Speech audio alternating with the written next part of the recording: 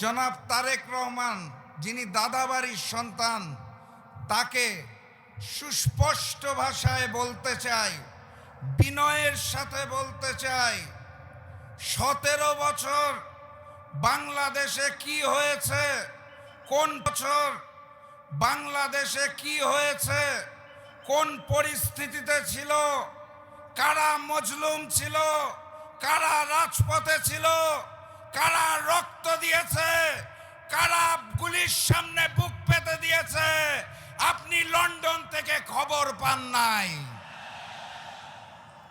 এই কারণে লন্ডন থেকে নেমে ওই আগের স্বৈরাচার ফ্যাসিস্ট শেখ হাসিনার সুরে তাল মিলিয়ে কথা বলা শুরু করেছেন।